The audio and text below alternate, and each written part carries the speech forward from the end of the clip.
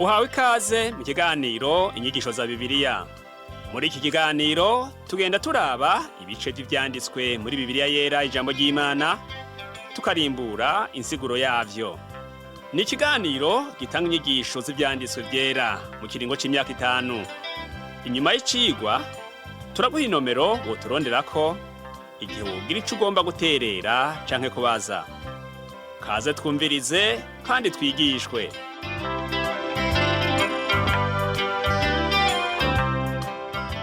Nshuti nawe mugenzi, mukunzi washimye kubana natwe muri kino cigwa c'inyigisho za Bibiliya, usanzwe utegurirwa n'ishirahamwe Transworld Radio mu Burundi. Ndakuramukije ubuntu n'amahoro vy'umwami wacu Yesu Kristo bibane nawe. Uri kumwe na Pastor Samuel Nsabimbona sanzwe ndagushikiriza zino nyigisho. Mu cigwa cacu giheruka twarabiye hamwe ivy'abagore babiri n'abana babo babiri ba Aburahamu. Umugore umwe ni Hagari agereranywa n'ivyagezwe, uwundi nawe ni Sarayi umugore bwite agereranywa n'ubuntu. Abana Sarayi yavyaye bari abana b'isezerano, ariko abo Hagari yavyaye bobo bari ab'umubiri. Twarabonye ko Kristo yaje kutugobotora mu ntoke z'ivyagezwe ngo tube mu mwidegemvyo, tubeho ubugingo butsindanishirijwe n'ukwizera.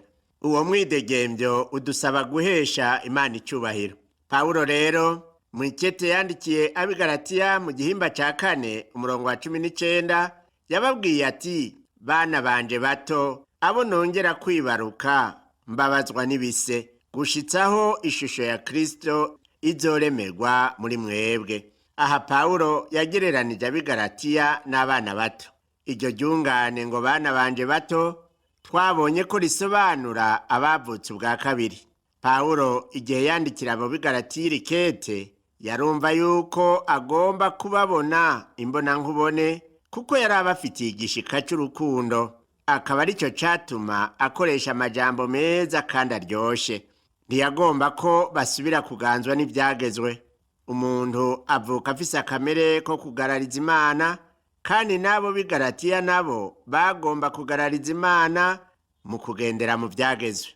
Twaciye turaba akarorero gafatiye ku bahungu babiri rero ba Aburahamu. Twasomye muri iryo kete Pawulo yandikiye abigalatiya mu gihimba ca 4 umurongo wa 22 ngo, kuko vyanditswe yuko Aburahamu yari afise abahungu babiri, umwe ari uwo ku njoreke, uwundi ari uwo ku mugore bwite. Kugira ngo Pawulo asobanurire abo bigalatiya neza ivy'ivyagezwe, yakoresheje akarorero ko mu bugingo bwa Aburahamu. Ubiravye mu gitabo c'Itanguriro mu gihimba ca 16 urashobora gutahura neza ivyo Pawulo yavuze. Pawulo yerekana ibintu bidahura hagati y'abo bahungu babiri. Umwe akaba yavyawe na Hagari ari we yari njoreke, uwundi nawe akaba yavyawe na Sarayi umugore bwite wa Aburahamu. Nkuko rero duhejeje kuvyumva, umwe yari yavyawe ku njoreke, uwundi nawe avyagwa ku mugore bwite.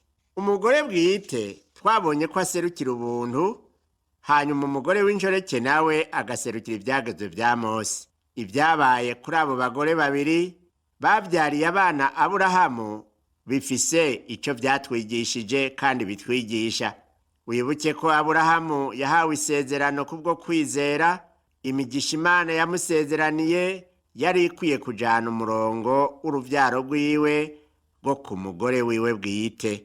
Kuvyerekeye abo bahungu rero ba Aburahamu, Pawulo yabandanije kubavuga ko muri iryo kete yandikiye abigalatiya mu gihimba ca 4 umurongo wa 23 ati, uwo ku njoreke yavyawe mu buryo bw'umubiri, uwo ku mugore bwite yavyawe ku bw'isezerano.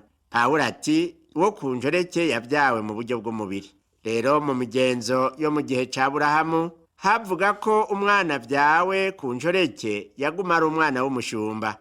Ishimayeli naho yari umwana wa Aburahamu yari umushumba. Umwana wo ku mugore bwite niwe yaba ari umwana w'isezerano. Isaka rero yavutse ku mugore bwite ari we Sarayi, kandi yari umwana yavutse mu buryo bw'igitangaza, kuko Aburahamu yari ageze mu zabukuru atagishobora kuvyara. umugore wiwe Sarayi nawe inda yiwe yari yarapfuye imeze nk'imva, ariko Imana yakuye ubugingo mu rupfu nk'uko natwe yadukuye aho twasa n'abapfiriye mu byaha akadushira mu bugingo bubonerwa muri Kristo Yesu. Pawulo abandanya avuga muri iri kete yandikiye abigalatiya mu gihimba ca 4:24 ati ibyo ni nk'umugani, kuko abo bagore ari nk'amasezerano abiri, rimwe ryavuye ku musozi Sinayi rivyara abo kuguma mu buja, iryo ni Hagari. Ibi vyabaye mu bugingo bwa Aburahamu ni nk'umugani. Muri uwo mugani Pawulo yakuyemwo inyigisho. Pawulo ati kuko abo bagore ari nk'amasezerano abiri, irya mbere ni isezerano ry'ivyagezo vya Mose yahawe n'Imana ari ku musozi Sinayi. Pawulo avuga ati iryo sezerano ni Hagari. Uca wumva ko Pawulo yagereranije Hagari n'ivyagezwe vya Mose, ivyo Mose yaherewe ku musozi Sinayi. Twabandanije gusoma umurongo wa 25 naho Pawulo abwira abigalatiya ati nuko Hagari n'umusozi Sinayi wo muri Arabiya usobanurwa ngo Yerusalemu w'ubu, kuko usangiye ubuja n'abana bawo. Ku murongo wa 26 naho yabandanije avuga ati ariko Yerusalemu wo hejuru niwo mugore bwite, niwo mama wa twese. Twarabonye yuko Yerusalemu wo mwijuru ari Yerusalemu nshasha nk'uko tubibona mu gitabo cy'ivyahishuriwe Yohana igihimba ca 20. Yerusalemu ya kera ni nyina w'igisagara c'abaganzwa n'ivyagezwe. Yerusalemu nshasha nayo ni nyina w'igisagara c'abaganzwa n'ubuntu. Abizera uwo munsi nabo n'abana b'isezerano. Ukuvuka bwa kabiri kwacu ni ukuvuka gushasha kuzanwa no kwizera isezerano ry'Imana. Ijambo ry'Imana rivuga mu butumwa bwiza uko bwanditswe na Yohana igihimba ca 3:16 ngo kuko urukundo Imana yakunze abari mu isi ariko rwatumye itanga umwana wayo w'ikinege ngo umwizera wese ntazopfe rubi ariko ahabwe ubugingo budashira. Imana ivuga yuko nitwayizera tuvuka ubwa kabiri. Mu ikete Petero yanditse rya mbere igihimba ca 1:23 nawe nyene avuga ati kuko mwavyawe ubwa kabiri, mutavyawe n'imbuto ibora ariko mwavyawe n'imbuto itabora, mubiheshejwe n'ijambo ry'Imana ririho rigahoraho. Na Pawulo mu ikete yandikiye abigalatiya igihimba ca 4:28 yababwiye ati ariko nk'uko ico gihe wavyawe mu buryo bw'umubiri yahamu wavyawe mu buryo bwa mpwemu, n'ubu niko biri.